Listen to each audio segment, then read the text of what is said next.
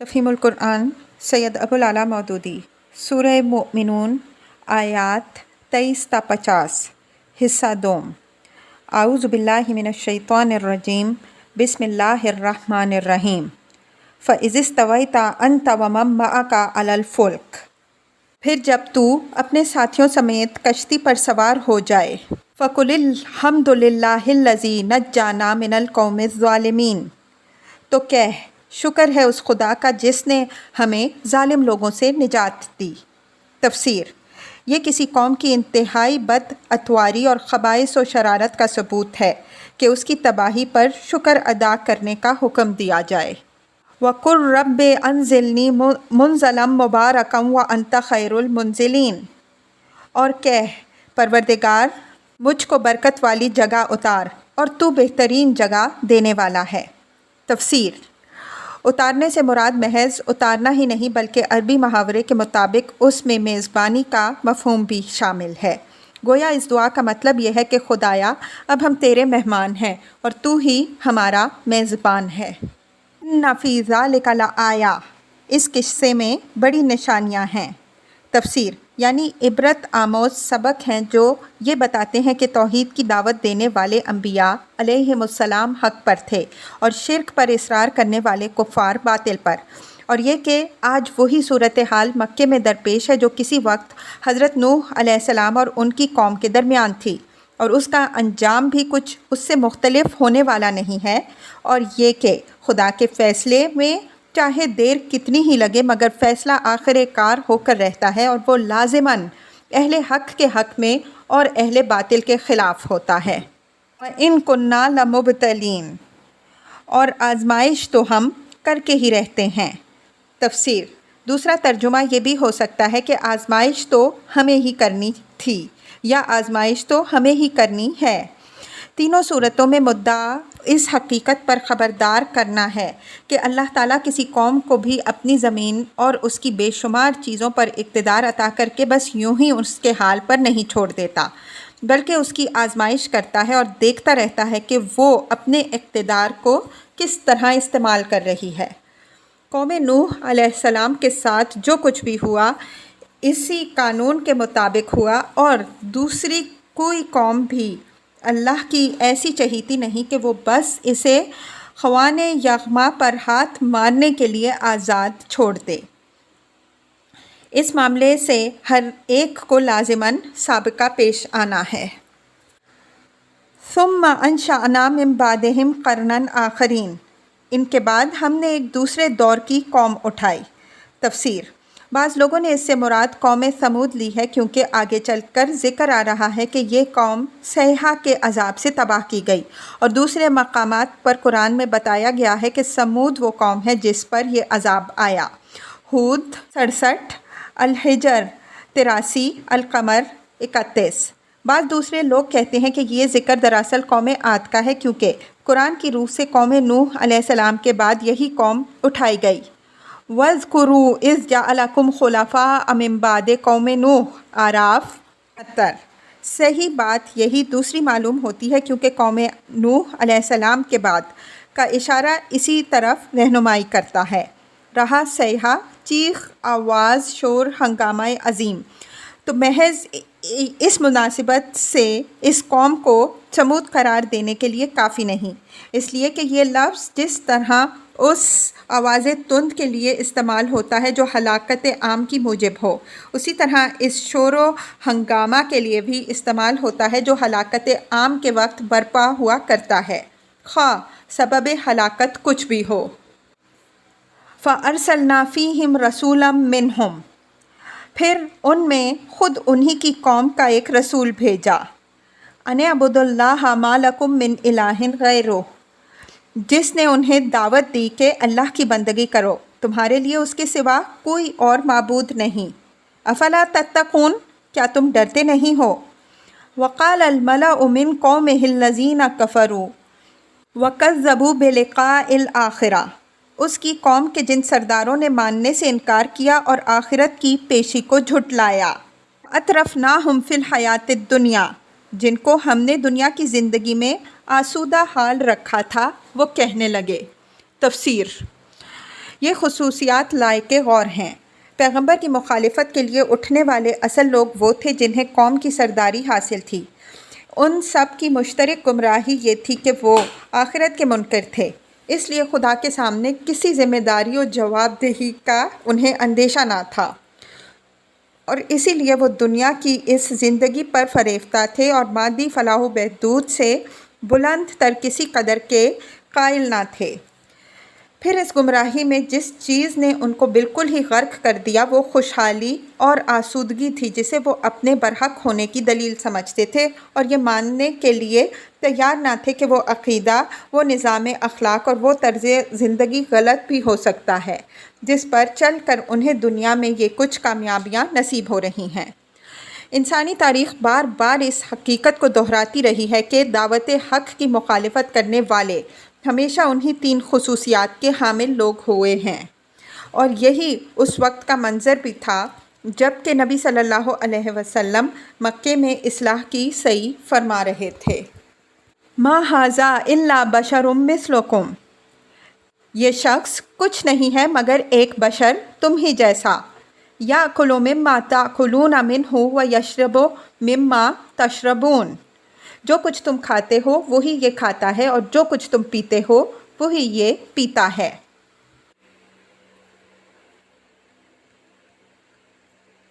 لئن اطعتم بشرا مثلکم انکم اذا لخاسرون، اب اگر تم نے اپنے ہی جیسے ایک بشر کی اطاعت قبول کر لی تو تم گھاٹے ہی میں رہے۔ تفسیر: بعض لوگوں نے یہ غلط سمجھا ہے کہ یہ باتیں وہ لوگ آپس میں ایک دوسرے سے کرتے تھے، نہیں، یہ خطاب دراصل عوام الناس سے تھا۔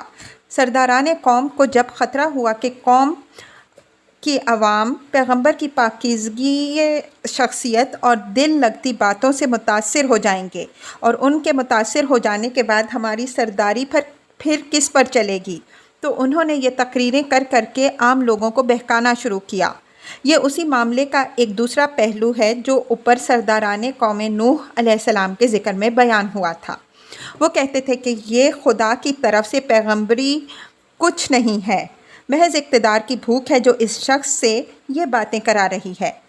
یہ فرماتے ہیں کہ بھائیوں ذرا غور کرو کہ آخر یہ شخص تم سے کس چیز میں مختلف ہے، ویسا ہی گوشت پوست کا آدمی ہے جیسے تم ہو، کوئی اس فرق واضح نہیں کر سکتا جو تم میں اور اس میں ہے، پھر کیوں یہ بڑا بنے اور تم اس کے فرمان کی اطاعت کرو۔ ان تقریروں میں یہ بات گویا بلا نزاع تسلیم شدہ تھی کہ ہم جو تمہارے سردار ہیں تو تمہیں تو معلوم ہونا ہی چاہیے کہ ہمارے گوشت پوست اور کھانے پینے کی نوعیت کی طرف دیکھنے کا سوال پیدا نہیں ہوتا۔ زیر بحث ہماری سرداری نہیں، کیونکہ وہ تو آپ سے آپ قائم اور مسلم ہے، البتہ زیر بحث یہ نئی سرداری ہے جو اب قائم ہوتی نظر آ رہی ہے۔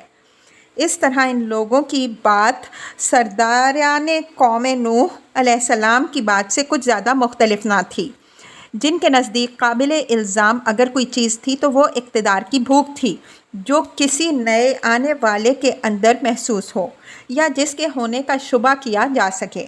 رہا ان کا پیٹ تو وہ سمجھتے تھے کہ اقتدار بہرحال ان کی فطری خوراک ہے جس سے اگر وہ بدہضمی کی حد تک بھی بھر جائیں تو قابل اعتراض نہیں۔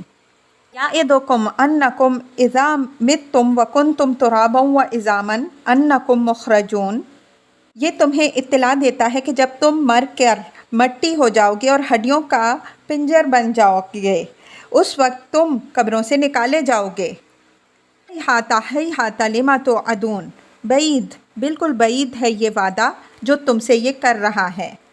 ان ہی الا حیاتنا الدنیا نموت ونحیا وما نحن بمبعوثین، زندگی کچھ نہیں مگر بس یہی دنیا کی زندگی، یہی ہم کو مرنا اور جینا ہے، اور ہم ہرگز اٹھائے جانے والے نہیں ہیں۔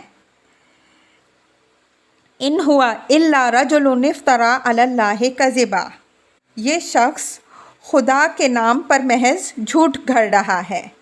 تفسیر: یہ الفاظ صاف بتاتے ہیں کہ اللہ تعالیٰ کی ہستی کے یہ لوگ بھی منکر نہ تھے، ان کی بھی اصل گمراہی شرک ہی تھی۔ ما نحن لہ بمؤمنین، اور ہم کبھی اس کی ماننے والے نہیں بنیں گے۔ رب انصرنی بما کذبون، रसूल ने कहा, परवरदिगार, इन लोगों ने जो मेरी तकज़ीब की है इस पर अब तू ही मेरी नुसरत फरमा। क़ाला अम्मा क़लीलन लयुस्बिहुन्ना नादिमीन। में इरशाद हुआ, करीब है वो वक्त जब ये अपने किए पर पछताएंगे। फ़अख़ज़तहुमुस्सैहतु बिलहक़। आखिरकार ठीक ठीक हक़ के मुताबिक एक हंगामा अजीम ने उनको आ लिया। जअलनाहुम गुसाआ, और हमने उनको कचरा बनाकर फेंक दिया। तफसीर, असल में लफ्ज़ गुसाआ इस्तेमाल हुआ है जिसके माना वो कूड़ा करकट जो सैलाब के साथ बहता हुआ आता है और फिर किनारों पर लग लग कर पड़ा सड़ता रहता है। बुअदल लिल कौमि ज़ालिमीन, तो दूर हो जा जालिम कौम। सुम्मा अंशअना मिन बादिहिम कुरूनन आखरीन, फिर हमने उनके बाद दूसरी कौमें उठाईं।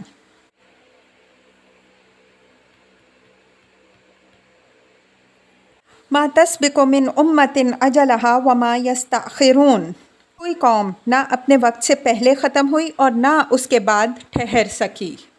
सुम्मा अरसलना रुसुलना ततराआ, फिर पै दर पै अपने रसूल भेजे। कुल्लमा जाअ उम्मतर रसूलुहा कज़्ज़बूहु फ़अत्बअना बादहुम बादम व जअलनाहुम अहादीस। इस कौम के पास भी उसका रसूल आया, उसने उसे झुटलाया और हम एक के बाद एक कौम को हलाक करते चले गए, हत्ता कि उनको बस एक अफसाना ही बना कर छोड़ा। बुअदल लिल कौमिल ला युमिनून, फिटकार उन लोगों पर जो ईमान नहीं लाते। तफसीर, या बाअल्फाज़ दीगर पैगंबरों की बात नहीं मानते। सुम्मा अरसलना मूसा व अख़ाहु हारून बिआयातिना व सुल्तानिम मुबीन, फिर हमने मूसा अलैहिस्सलाम और उसके भाई हारून अलैहिस्सलाम को अपनी निशानियों और खुली सनद के साथ भेजा। तफसीर, निशानियों के बाद खुली सनद से मुराद तो ये है कि उन निशानियों का उनके साथ होना ही इस बात की खुली सनद था कि वो अल्लाह के भेजे हुए पैगंबर हैं, या फिर निशानियों से मुराद असा के सिवा दूसरे वो तमाम मौजज़ात हैं जो मिस्र में दिखाए गए थे। और खुली सनद से मुराद असा है क्योंकि उसके ज़रिए से जो मौजज़े रूनुमा हुए उनके बाद तो ये बात बिल्कुल ही वाज़ेह हो गई थी कि ये दोनों भाई मामूर मिनल्लाह हैं। इला फ़िरऔन व मलाइही, फ़िरौन और उसके आयान सल्तनत की तरफ भेजा। फ़स्तकबरू व कानू कौमन आलीन, मगर उन्होंने तकब्बुर किया और वो बड़ी दून की कौम थी। तफसीर, असल में वकानु कौमन आलीन के अल्फाज हैं जिनके दो मतलब हो सकते हैं। एक ये कि वो बड़े घुमंडी, जालिम और दराज दस्त थे। दूसरे ये कि वो बड़े ऊंचे बने और उन्होंने दून की ली। फ़क़ालू अनुमिनु लिबशरैन मिस्लना, कहने लगे क्या हम अपने ही जैसे दो आदमियों पर ईमान लाएं। व कौमुहुमा लना आबिदून, और आदमी भी वो जिनकी कौम हमारी बंदगी करती है। तफसीर, असल में लफ्ज़ जिनकी कौम हमारी आबिद है अरबी ज़बान में किसी का मुतीय फरमा होना और उसका इबादत गुजार होना दोनों तकरीबन हम माना अल्फाज हैं। जो किसी की बंदगी व अतात करता है वो गोया उसकी इबादत करता है। इससे बड़ी अहम रोशनी पड़ती है लफ्ज़ इबादत के माना पर और अम्बिया अलैहिमुस्सलाम की उस दावत पर कि सिर्फ़ अल्लाह की इबादत करने और उसके सिवा हर एक की इबादत छोड़ देने की तलकीन जो वो करते थे उसका पूरा मफ़हूम क्या था। इबादत उनके नज़दीक सिर्फ़ पूजा नहीं थी। उनकी दावत ये नहीं थी कि सिर्फ़ पूजा अल्लाह की करो, बाकी बंदगी और तात जिसकी चाहे करते रहो, बल्कि वो इंसान को अल्लाह का परस्तार भी बनाना चाहते थे और मतीय फरमा भी, और इन दोनों मानों के लिहाज से दूसरों की इबादत को गलीज़ ठहराते थे। कज़्ज़बूहुमा फ़कानू मिनल मुहलकीन, बस उन्होंने दोनों को झुटलाया और हलाक होने वालों में जा मिले। तफसीर, किस्सा मूसा अलैहिस्सलाम और फ़िरौन की तफसीलात के लिए मुलाहिज़ा हो बकरा आयात 49 ता 50, आराफ 103 ता 136, यूनुस 75 ता 92, हूद 92 ता 99, बनी इसराइल 101 ता 104, तोहा 9 ता 80। وَلَقَدْ آتَيْنَا مُوسَى الْكِتَابَ لَعَلَّهُمْ يَهْتَدُونَ، اور موسیٰ علیہ السلام کو ہم نے کتاب عطا فرمائی تاکہ لوگ اس سے رہنمائی حاصل کریں۔ وَجَعَلْنَا ابْنَ مَرْيَمَ وَأُمَّهُ آیَةً، اور ابن مریم علیہ السلام اور اس کی ماں علیہ السلام کو ہم نے ایک نشان بنایا۔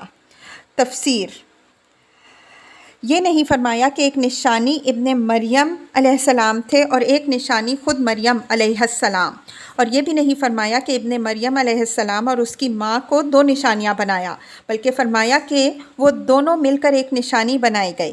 اس کا مطلب اس کے سوا کیا ہو سکتا ہے کہ باپ کے بغیر ابن مریم کا پیدا ہونا اور مرد کی صحبت کے بغیر مریم علیہ السلام کا حاملہ ہو جانا وہ چیز ہے جو ان دونوں کو ایک نشانی بناتی ہے۔ جو لوگ حضرت عیسیٰ علیہ السلام کی پیدائش بے پدر کے منکر ہیں، وہ ماں اور بیٹے کے ایک آیت ہونے کی کیا توجیح کریں گے؟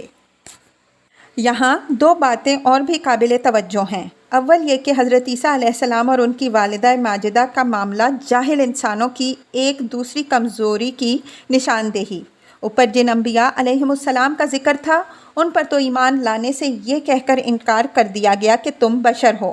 بھلا بشر بھی کہیں نبی ہو سکتا ہے، مگر حضرت عیسیٰ علیہ السلام اور ان کی والدہ کے جب لوگ معتقد ہوئے تو پھر ایسے ہوئے کہ انہیں بشریت کے مقام سے اٹھا کر خدائی کے مرتبے تک پہنچا دیا۔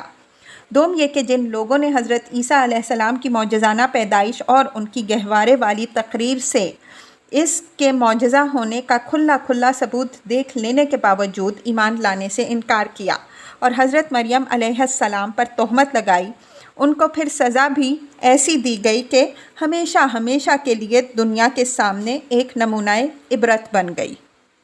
وَآوَيْنَاهُمَا إِلَىٰ رَبْوَةٍ ذَاتِ قَرَارٍ وَمَعِينٍ، اور ان کو ایک سطح مرتفع پر رکھا جو اطمینان کی جگہ تھی اور چشمے اس میں جاری تھے۔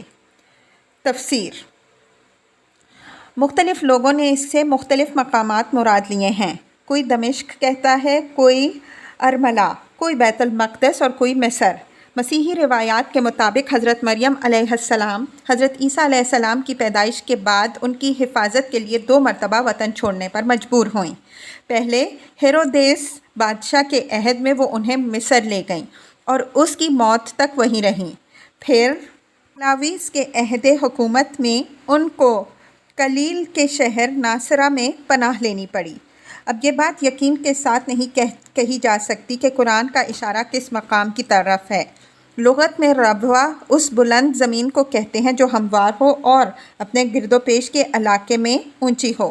ذات قرار سے مراد یہ ہے کہ اس جگہ ضرورت کی سب چیزیں پائی جاتی ہوں اور رہنے والا وہاں بفراغت زندگی بسر کر سکتا ہو، اور معین سے مراد بہتا ہوا پانی یا چشمہ جاری ہے۔